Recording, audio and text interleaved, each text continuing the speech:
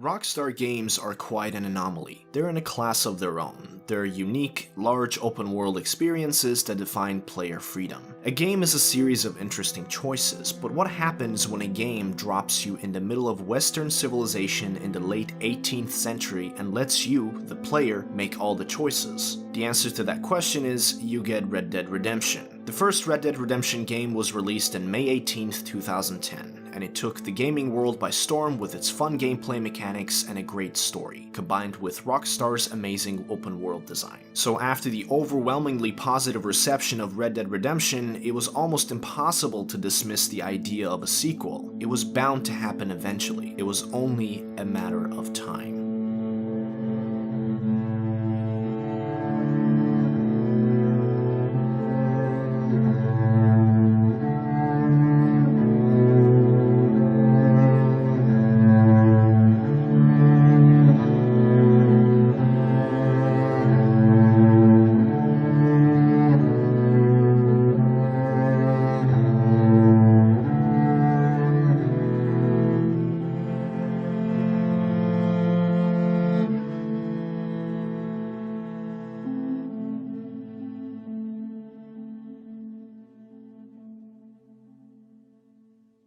I want to talk about what this game tries to accomplish with its way of storytelling and the characters. This game is very clever with its approach to explore the relationship between being an outlaw and preserving morality. The Van der Linde gang for the most part are good people, but they're outlaws. They represent chaos. They don't follow the laws of society, but they're good for the most part. On the other hand, we have the Pinkertons, or Andrew Milton. And these guys are assholes, despite the fact that they are literally the representation of law and order in the society. Being on either side of the law is a single decision, and this game is basically telling us that a single decision does not make people good or bad. You can side with the law but be a shitty person at the same time, or you can side against the law and be a good person at the same time. The main theme of the story is obviously redemption, but there's also acceptance, revenge, greed, fear of change, loyalty, and morality. Characters like Bill Williamson just want to be accepted. Sadie Adler wants revenge. Micah is a greedy piece of shit. Dutch is afraid of change. John Marston struggles between loyalty to his family and loyalty to the gang, and Arthur learns about morality. Before I talk about the characters, I just wanted to say that the quality of the performance capture and the voice acting in this game is top-notch. Better than anything else I've ever seen. Even the NPCs, the random pedestrians in the city, sound so good and they sound so natural and realistic. Good day so far? Nice of the asylum to let you people out for a bit. Nice people around here. Apart from you idiots, that is. Nice to see some friendly faces around here. Simpletons always got a smile, don't they? Y'all doing all right? 'Cause you sure look like a sorry lot. Working hard there. If I don't do it, who will? You new to it, or just don't know what you're doing? Whatever you say. Don't think this day can get much worse. We all been there, all right? And it just did. God, you're annoying. Hey, at least I got... Look out! The writing in this game is fantastic. Dan Houser has done such a great job with the writing in this game that it makes me genuinely sad that he's leaving Rockstar. There's around 500,000 lines of dialogue, around 1,200 actors, 700 of which have voice lines. There's 300,000 animations, about 60 hours of game time, and the main story alone is about 2,000 pages long. So yeah, this was a massive development for a massive game. Red Dead Redemption 2 had a lot to live up to, but when the trailer was released to the public, the number one concern was that we were not going to play as John Marston anymore, and those concerns were completely valid at the time. John Marston was a great protagonist, so naturally not everybody was on board with the idea of playing as a new character, especially when we found out that the game was a prequel to the first Red Dead Redemption, and most people wanted to know what John Marston was like before the events of the first game. And I think it is safe to say that all of those doubts were crushed by the hands of arguably the greatest video game protagonist of all time. May I stand unshaken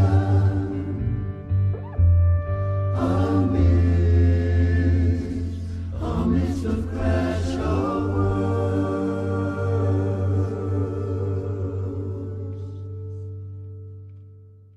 In this game, we play as Arthur Morgan. And I just gotta say that Roger Clark as Arthur Morgan is one of the best casting decisions ever made. He owns this role. He owns it. He is Arthur Morgan. There is no one else that I could imagine playing Arthur but him. There's so much dialogue he had to do, and there are so many different range of emotions that he is required to show, and the fact that he manages to keep up the quality of his acting and stay consistent from the beginning all the way to the end is a testament to how good he really is. Seriously, I cannot praise him enough.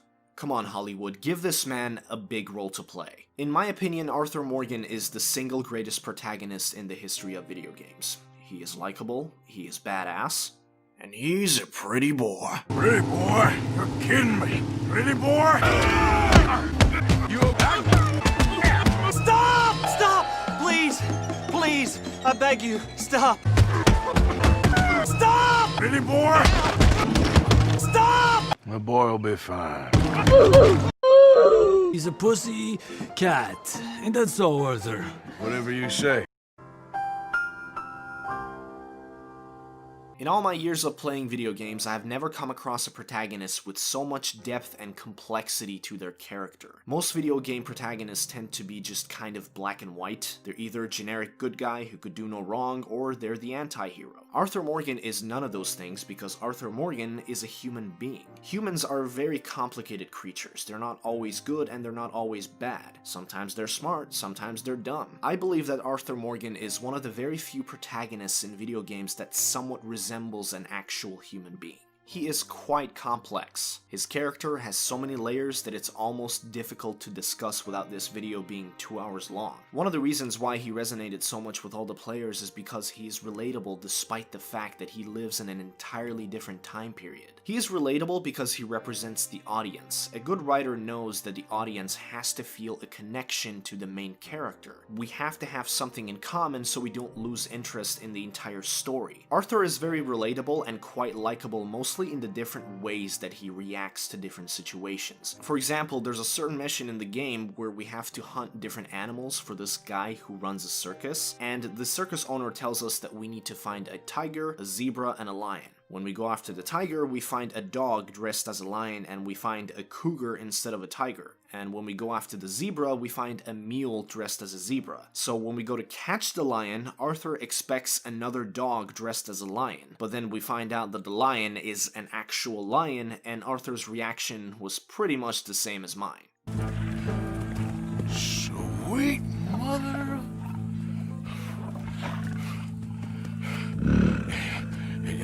Easy, boy. Easy. Shit! We both were about to shit our pants. You see, Arthur is not a superhero. He is scared of the same things we would be afraid of. Seeing a lion or a grizzly bear up close is terrifying, and he reacts accordingly. He doesn't underreact to look like a badass outlaw. He is relatable because most of the time the decisions that he makes and the things that he says are very similar to what we would do and say in that particular situation. Every time a character does something insensible, he calls them out on it. When Dutch acts like a crazy, unreasonable maniac, he calls him out on it. When Micah acts like a psychotic lunatic, he calls him out on it. And he makes no exceptions. He says what's on his mind, but since we are in Arthur's shoes, it means that he is also saying what we're thinking as well. Another thing I like about him is that he manages to be funny without being obnoxious. It's obvious that the writers have tried to give him some funny lines, but it's also obvious that they kept it to a minimum for a reason. Arthur is not a clever man, he is not super witty and super sarcastic, because Arthur, for the most part, is a chill guy. He's not a tryhard, he doesn't go out of his way to make people laugh because he doesn't care to. He keeps it real. His mannerisms from every little thing that he does, the way he talks to his horse, the way he interacts with other people, all the way to the way he acts in major situations are all consistent and organic throughout the story, and they shape his character to be very believable. He doesn't try to make the audience like him, he is simply going through a journey and we are the observants. Arthur Morgan goes through actual character development. He has a great arc, which is very satisfying and quite sad at the same time. And that arc is kickstarted by a single subplot in the form of a simple mission involving the Downs family. Thomas Downes borrows some money from Strauss and he has not paid him back. So Strauss sends Arthur to collect the debt, and when Arthur goes to confront the Downes family, he sees that Thomas Downes is clearly ill and probably doesn't have enough money to pay them back. He still threatens the Downes family despite all that, and Thomas Downes, being really sick, coughs into Arthur's mouth, and that single moment is the beginning of the end for Arthur Morgan. This mission represents the absolute worst of Arthur. It shows him at his lowest moral point. He is selfish, ruthless, and overall a bad person. He could have left that family alone and the camp could do without that money, but he ruined that family's lives because at the time he didn't care. Fast forward to chapter 5, Arthur is diagnosed with tuberculosis, which he knows will eventually kill him, and he bumps into Edith Downes, the woman he basically widowed, and this is when it hits him. This is the moment he realizes that he is suffering because of what he did to the Downes family. He realizes that this illness serves as a reminder of what he did to Thomas Downes. When Thomas Downes spat in Arthur's mouth, it's almost as if a part of him is living in Arthur's body in the form of an illness, and to remind him of his biggest sin. Not only does Arthur suffer for what he did, he also ruined the lives of Edith and Archie Downes, because in order to pay off that debt, the Downes family had to sell everything they had and move. And since Thomas Downes dies due to tuberculosis, the rest of the Downes family has to take on less than honorable jobs to make a living. Edith becomes a prostitute and Archie starts working in the mines, and since his mother is a prostitute, the rest of the miners keep bullying him, which makes his life even more miserable than it already is. Since Arthur is now seeing things a lot more clearly, he now realizes that he has to face the consequences of his terrible actions, and he needs to make an effort to somewhat correct his biggest mistake. So he saves Archie from the miners and saves Mrs. Downes from this fucking creep, and gives them a bunch of money and tells them to move. He pretty much rescues them and gets them out of the terrible situation that he put them in. This little storyline alone is strong enough to carry an entire movie. But that wasn't enough for Rockstar. They had to do more with Arthur. He needs to do more than that to redeem himself. Towards the end of the game, when the Pinkertons find them and they're coming to kill them all, Arthur could just leave. Think about it. Why doesn't he just leave? Some people did leave, but not Arthur. He stays because he needs to redeem himself. His last moments on this earth has to serve towards the betterment of someone else's life. So he makes it his mission to get John Marston and his family out of the mess the Dutch has put them in. This selfless act concludes Arthur Morgan's arc when he does everything in his power to set things right and to do the right thing, and he dies on top of a mountain exactly the way he wanted, facing the west so he can watch the setting sun and remember all the fine times he had with his comrades.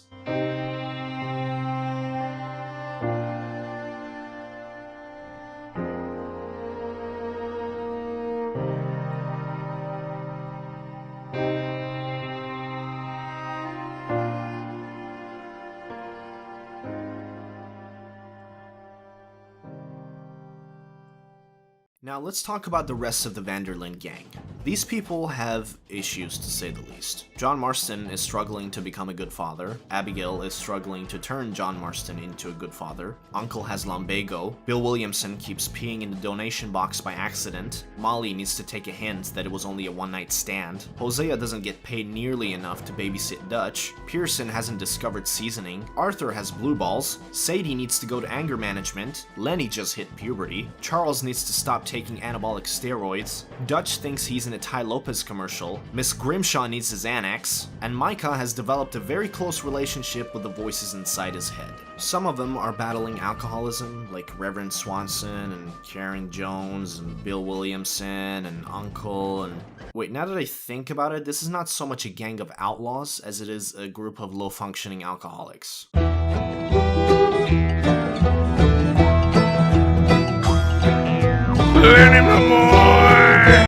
But let's go more in depth with some of the more important characters in the game.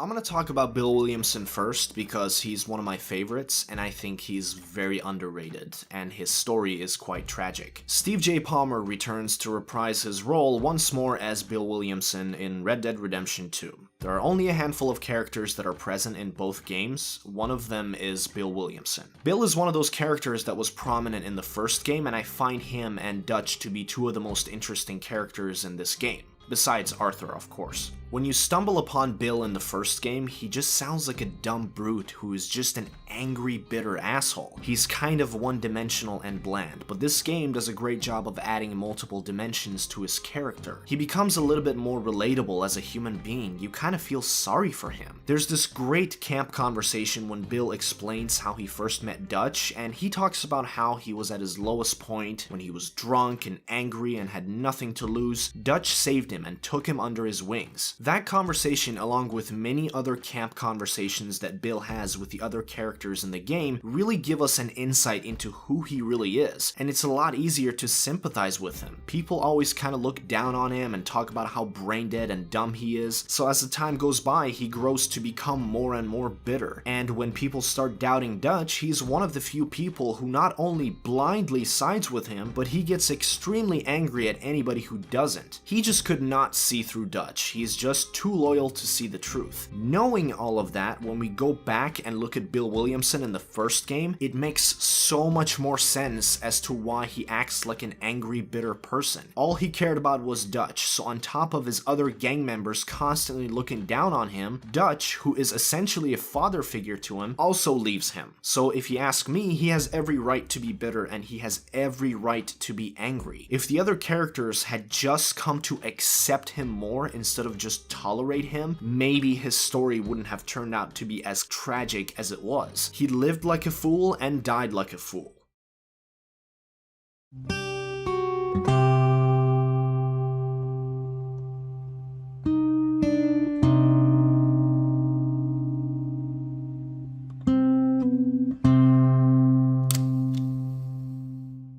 Now let's talk about John Marston, and I want to talk less about him as a person, but more about his relationship with Arthur, because I think that plays a very big role in shaping who he becomes as a person. His relationship with Arthur is very important to his character arc, and not only that, it's also important to Arthur's character arc as well. So Rob Wiedoff returns as John Marston, and he is great in this game. I think he's actually better in this game than he is in the first game. He shows a lot more range. In the first game, he is sometimes a little too monotone, but in this game, he is fantastic. Arthur Morgan and John Marston have an interesting relationship. In the beginning of the story, Arthur doesn't like John, mostly because John left the gang for about a year, so Arthur thinks of him as someone who is disloyal to the gang, and to Dutch. And he's not entirely wrong, because out of all the gang members, John is probably the first person to question Dutch. He's the first person to doubt him. Even though he admires Dutch and thinks of him as a mentor, he doesn't really worship him like some of the other gang members do. So when Dutch's true character slowly starts to reveal itself, John is the first person to see it. Now towards the end of the story, when Arthur's arc is coming to an end and he starts to see Dutch for who he really is, the only person that he can confide in is John Marston, because everybody else is just too blind to see through Dutch. John is the only one who's not blinded by loyalty, and one of the things that makes him see things more rationally is his family. Unlike everybody else in the gang, John Marston has a lot to lose.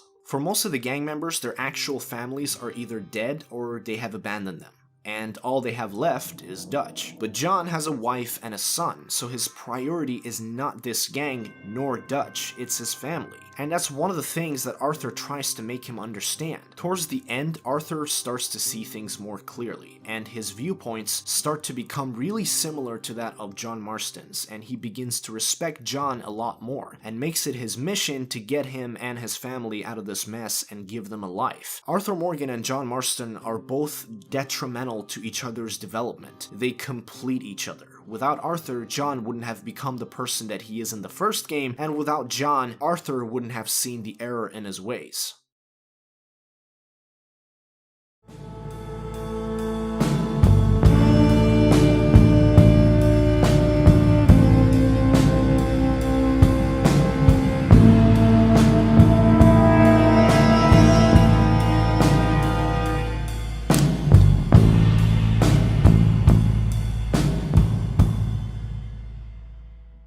Much like Bill Williamson, Javier Escuella is another character that we see in both games. Unlike Bill Williamson, he's not as interesting in this game. He was first portrayed by Antonio Jaramillo in the first game, but in the second game, they recast him and gave the role to Gabriel Sloyer, and he does a great job as Javier. But in this game, Javier is kind of pushed to the sidelines and he doesn't really do much. I think Rockstar dropped the ball with him a little bit. Now, that's not to say he's the worst character or that he's completely bland, because he really isn't. It's just that I wish we saw more of him. We still get to see Javier and John's friendship and how they liked and respected one another. They were good friends, but in the end, Javier sided with Dutch, and that's kind of when his relationship with both John and Arthur starts to go downhill. We get to see that Javier at some point was a good person with morals and values, but much like Bill, he kind of worships Dutch, and when Dutch goes crazy and leaves, Javier, just like Bill Williamson, turns into a broken shell of his former self. He was a revolutionary in Mexico fighting a corrupt system, so he was essentially the little guy fighting the corrupt government, but after the events of Red Dead Redemption 2, he starts working as a hitman for the Mexican government. He goes from someone who had a moral compass, someone who was fighting for the little guy, to becoming the bully that is fighting to keep the little guy down. This is another reason why I love this game. Most of the characters have an arc. They take the time to flesh them out, they go through changes, and they develop. The events that happen around them and the situations that they are in impact their lives to the point where we see their personalities shift, some for the better and some for the worse. In the beginning of the story, the characters are all mostly similar to each other.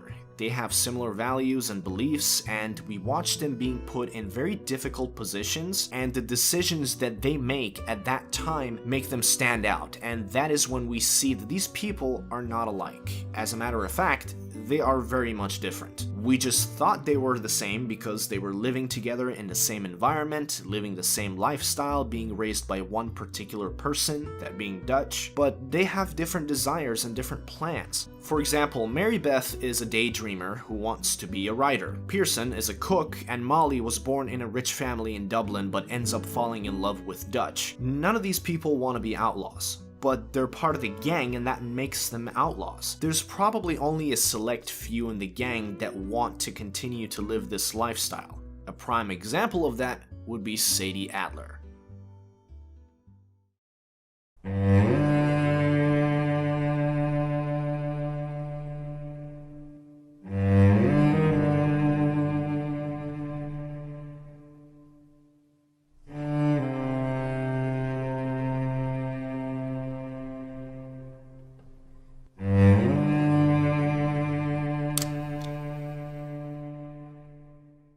Portrayed by Alex McKenna, Sadie Adler is one of the few people that continues this way of life even long after the Van der Linde gang is dissolved. Sadie is an interesting character because her character arc alone is strong enough to warrant her own story. We first find her when the O'Driscolls had murdered her husband, so in the beginning she is very weak, she's emotional, she's angry, and she's hungry for vengeance. And throughout pretty much the entire story, all she wants is revenge. She is badass, she is a very skilled fighter, but she's also very flawed. Arthur constantly in the story says that vengeance is an idiot's game. And that's where Sadie Adler's flaws come into play. She doesn't want to help anyone, she doesn't want to fight the system, she doesn't really care that much about the rest of the gang, but all she wants is revenge, and she goes to great lengths to get it. And the best part about her story is that when she finally gets it, she realizes that it gives her very little peace and closure. Once again, proving that Arthur was right all along. Revenge does not give you peace.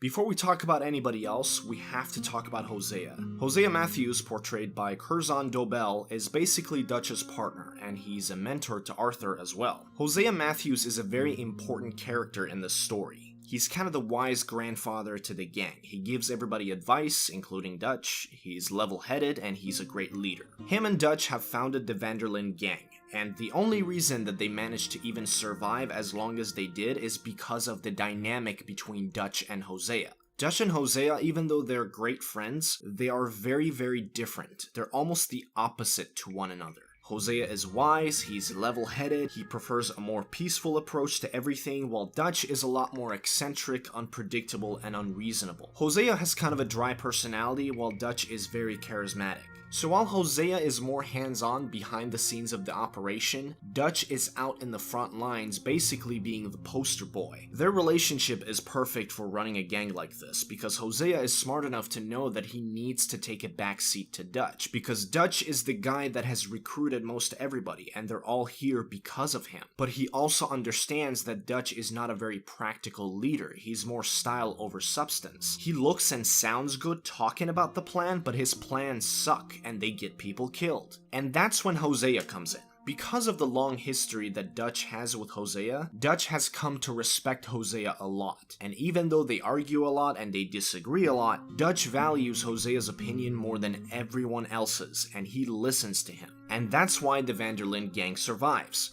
Because every time Dutch has a crazy idea that's probably gonna get people killed, Hosea steps in and keeps him in check. He's kind of his North Star. He gives him counsel and guidance and stops him from making colossal mistakes. You have these two people with very different mindsets running the same gang, while their ideologies constantly clash and they both end up compromising a little bit, and the final decision usually falls somewhere in between their beliefs. Hosea is the sanity that cancels out Dutch's insanity, and when he dies, the insanity takes over and we begin to see the downfall of Dutch Van der Linde. With no Hosea being there to restrain him, he does what his brain tells him to do. And since he's a reckless, unreasonable, ego-driven leader by nature, he gets even more people killed and loses the respect of his most reliable gang members, including Arthur and John.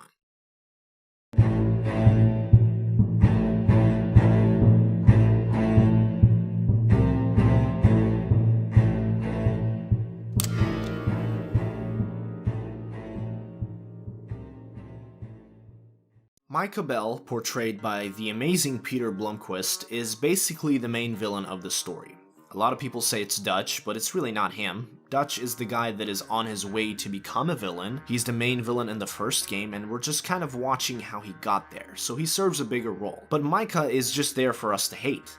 He doesn't serve any other purpose, but Peter Blomquist does such a good job of portraying an evil, psychotic person that he is such a joy to hate. He doesn't have any other dimensions, he doesn't have an interesting backstory, he's not that complex, he's not a misunderstood bad guy. He is just so despicable, and it's very clear that Rockstar did not want to give anyone an excuse to like him. He doesn't care about anything or anyone but himself, he is racist, he kills Jack's dog for no reason, he doesn't care who he kills, he is an absolute dick to everybody in the camp all the time, well, except for Dutch, so he is also a giant ass kisser and a manipulator. He betrays the gang and tells the Pinkertons everything, so he betrays Dutch too. He murders an entire town just because. He doesn't go through an arc or a development, there's no internal struggle within him, he doesn't have a single good moment. From the beginning of the story all the way to the end, he remains the same. He's a bad guy with no redeeming qualities. His job is to make us hate him, and he does a pretty good job doing so. He is so over the top to the point of almost being too cartoonish, but he never gets there because the voice acting and the performance capture is so good that his character is completely believable.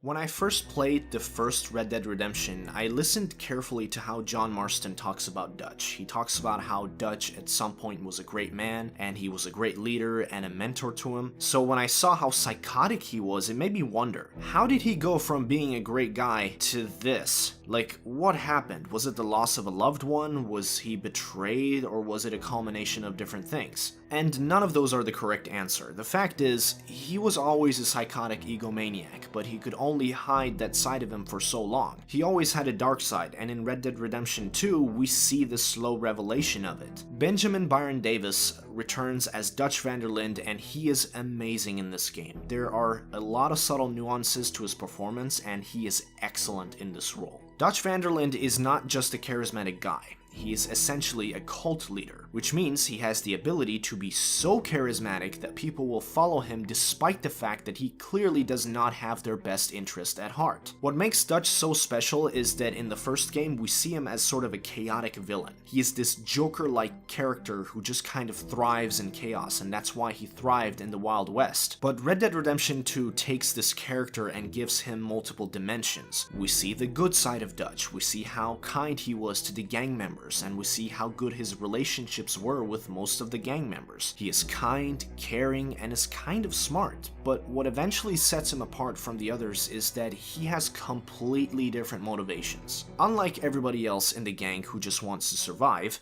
Dutch doesn't care about that. He just cares about people following him. As long as he has people who believe in him and respect him and follow him no matter what, he doesn't care how many people he gets killed. He just wants to be followed. He has such a god complex, and his ego is so big that it sometimes goes against his survival instincts. He's kind of a sociopath and uses everybody as pawns. Arthur isn't really his son, as he likes to say, he is just another follower to him. So when Arthur starts questioning Dutch to the point where he can tell that Arthur doesn't think of him as a competent leader anymore, he leaves him to die. That's how deluded he is, because he wants to do everything he can to keep the illusion that he is this incredible leader alive. That's what he cares about the most. He just doesn't want to accept the fact that he has been an incompetent leader, and most importantly, he doesn't want to accept change. That's another thing about Dutch that this game tries to show us through the different conversations he has with Arthur in the beginning of the game. Arthur thinks that this way of life that they have been living just doesn't work anymore, because society at that point was beginning to embrace the Eastern way of life, a more civilized way of life. And Arthur, being the sensible guy that he is, tells Dutch that their time has passed. But Dutch refuses to accept, and that alone would be his demise. Which makes Dutch's last words with John Marston a lot more special, because at that moment when he's standing on top of that mountain and he realizes that he was wrong and that Arthur was right all along, he admits to himself and to John that you cannot fight change. This is why Dutch van der Linde is so special. He's portrayed as a villain, but when you look at who he is as a person and you look at his motivations, everything he does still makes sense. But the reason why he is a bad guy is that he puts his goals above other people's lives. His moral compass is not strong enough to stop him from reaching for his own selfish goals. There are other great characters as well. There is Charles Smith, who is awesome. Reverend Swanson has a great story and he has his own arc. There is Pearson, and he is hilarious. And speaking of hilarious, Uncle is back. Unfortunately, the original voice actor for Uncle, John O'Cray, passed away during development of this game. So James McBride stepped in and he does the role justice. One fun fact about Uncle, when James McBride stepped in to claim the role of Uncle, he redid every single line except for the songs that everybody sings in the camp. So when Uncle is singing in the camp, it's still the original voice actor John O'Cray, and the Lake O'Cray's run is actually Rockstar's way of paying tribute to him. There's also Tilly Jackson, Karen Jones, Lenny Summers, Sean McGuire, Mary Beth, and I love Susan Grimshaw. I think she doesn't get enough love in this game. She is super badass. And the other characters, even the minor ones, they all have a backstory and they're all fleshed out, and you get to know and grow to love them all as if they were a member of your own family. Unfortunately, due to the different amount of topics that I wanted to cover, I split the video into 2 parts because otherwise it would be a pain to render. So the link for part 2 will be in the description. I hope you enjoyed the first part, and I'll see you in part 2. Peace.